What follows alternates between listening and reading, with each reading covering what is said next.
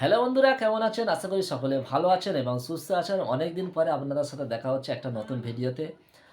নতুন ভিডিওতে কারণ অনেকদিন ধরে আমি ভিডিও আপলোড করতে পারিনি, কারণ নানান রকম কাজে ব্যস্ত ছিলাম। আজ তেমন রকম কোনো খেলা ছিল না, দেশের খেলা ছিল। দেশের খেলা নিয়ে অত করিনি। কারণ দেশের যে সিরিজগুলো ছিল সেখানে ইন্ডিয়া একইভাবে ডমিনেট করছিল। আমরা জানা ছিল বিষয়টা যে ইন্ডিয়া একইভাবে ডমিনেট করবে এবং সব ম্যাচগুলো ম্যাচ জিতে যাবে। সেক্ষেত্রে আমার অনেক রকম ভিডিও আপলোড করতে পারিনি অনেকদিন ধরে, কারণ একটা পারিবারিকগত কারণে বা সময় না পাওয়ার জন্য আমি ভিডিও আপলোড করতে পারিনি। কিন্তু একটা নতুন ভিডিওতে চলে এসেছি আপনাদের সাথে, নতুন ভিডিও নিয়ে। কারণ গতকাল থেকে আমরা যে আইপিএলের অপেক্ষা করে থাকি, এতদিন ধরে আমাদের যে অপেক্ষা ছিলাম যে আইপিএল কবে থেকে শুরু হবে, কবে থেকে শুরু হবে। কারণ কলকাতা নাইট রাইডার্সের আমরা যারা সাপোর্টার আছি তারা চেস করবো কীভাবে কলকাতা নাইট রাইডার্স কীভাবে পারফর্মস করে। কারণ কলকাতা নাইট রাইডার্সের যে প্লেয়ারগুলো ছিল, গতবারে দেখেছি যেসব প্লেয়াররা অফ ফর্মে ছিল, তার মধ্যে আপনার যেমন ছিল, দেখা যাচ্ছে আমাদের ক্যাপ্টেন শ্রেয়াস আইয়ার ছিল, অফ ফর্মে ছিল। তারপরে আপনার ওপেনার ব্যাটসম্যান গুরবাজ অফ ফর্মে ছিল। কিন্তু গত যে সিরিজ হয়ে গেছে সেখানে দেখা যাচ্ছে যে আফগানিস্তানের সাথে যে সিরিজগুলো হয়েছে অন্যান্য দেশের, সেখানে দেখা যাচ্ছে গুরবাজ একটা দুর্দান্ত ছন্দে আছে। গুরবাজ যে এত ভালো ফর্মে আছে, সেক্ষেত্রে অনেকজন প্রশ্ন তুলছিল যে গুরবাজকে, অনেকজন গুরবাজের আগের বছর যে পারফর্ম ছিল সেই পারফর্মসের জন্য অনেকজন প্রশ্ন তুলেছিল যে গুরবাজকে কি ড্রপ করে টিম সল্টকে ওপেন করানো যাবে। সেক্ষেত্রে আমার মনে হয় না যে গুরবাজকে ড্রপ করবে, কারণ গুরবাজের পারফর্মস ভালো হয়েছে, যথেষ্ট ভালো হয়েছে। সে তার পারফর্মসটাকে বা তার ফর্মটাকে ইমপ্রুভ করেছে। সেক্ষেত্রে গুরবাজ একটা ভালো পারফর্ম করছে এবং গুরবাজ দুর্দান্ত খেলছে। সেক্ষেত্রে দেখা যাচ্ছে আয়ারল্যান্ডের বিরুদ্ধে সিরিজ ছিল, তারপরে আপনার শ্রীলঙ্কার বিরুদ্ধে সিরিজ ছিল, সেখানে গুরবাজ ভালো পারফরমেন্স করেছে। সেক্ষেত্রে গুরবাজ ওপেন করবে এটা আমরা ধরে নিতে পারি। আর আরেকটা যেটা সবথেকে বড় সমস্যা ছিল কলকাতা নাইট রাইডার্সের, সেখানে দেখা যাচ্ছিল যে আন্ড্রে রাসেলের মতন ব্যাটসম্যান, আগের বছর দেখেছি আমরা ততটা ভালো পারফরমেন্স করতে পারেনি। কারণ আন্ড্রে রাসেলের থেকে যে আশাটা করা হয়, সে যে একটা তাবড় ব্যাটসম্যান, সে তাবড়-তোবড় খেলার যে অভ্যস্ত, সেইভাবে খেলা দেখাতে পারেনি। কিন্তু আমরা দেখেছি ২ বছর পরে ওয়েস্ট ইন্ডিজ টিমে আন্ড্রে রাসেলের প্রত্যাবর্তন হয়। আন্ড্রে রাসেল ২ বছর পরে তাদের টিমে চান্স পায়।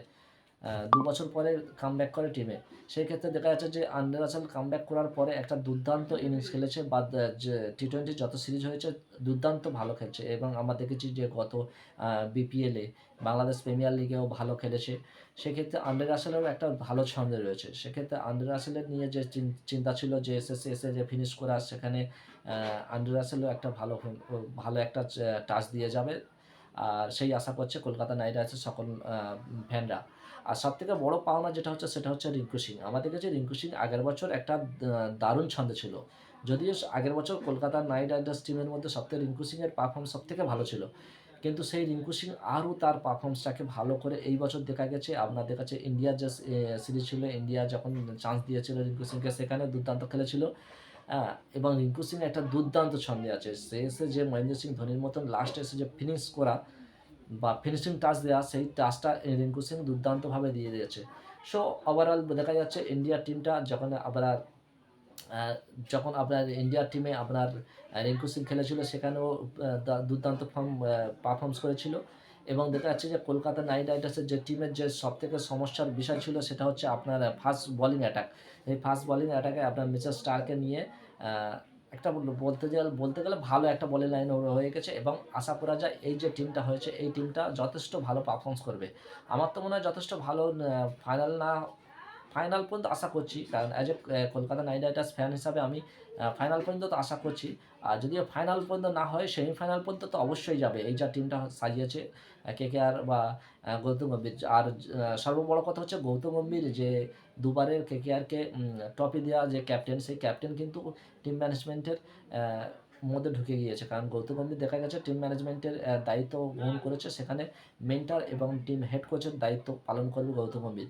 সেক্ষেত্রে গৌতম গম্ভীরের একটা মাতার বা গৌতম গম্ভীরের পরিচালনায় একটা কাজে আসবে। সেখানে দেখা যাবে এই বছর যে কলকাতা নাইট রাইডার্স টিমটা দুর্দান্ত পারফরম্যান্স করবে, এই আশা প্রত্যেকটা কলকাতা নাইট রাইডার্স ফ্যানের কাছে, প্রত্যেকটা নাইট রাইডার্স ফ্যান তাদের টিম থেকে এই আশাটা করছে অবশ্যই। আর এবছর অবশ্যই কলকাতা নাইট রাইডার্স ভালো একটা পারফরম্যান্স করবে সেই আশা নিয়ে আমরা এই ভিডিওটা শেষ করব।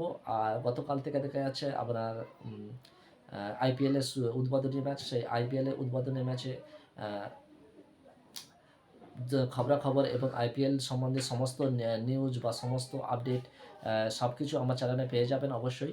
আর তার আগে বলব, যদি সব কিছু পেতে চান তাহলে অবশ্যই চ্যানেলটাকে সাবস্ক্রাইব করবেন এবং চ্যানেলটাকে ভিডিওটাকে লাইক করবেন, চ্যানেলটাকে সাবস্ক্রাইব করে থাকবেন, তাতে পরবর্তী নোটিফিকেশন আপনারা পেয়ে যাবেন। সো দেখা হচ্ছে একটা নতুন ভিডিওতে, ততক্ষণের জন্য বাই বাই।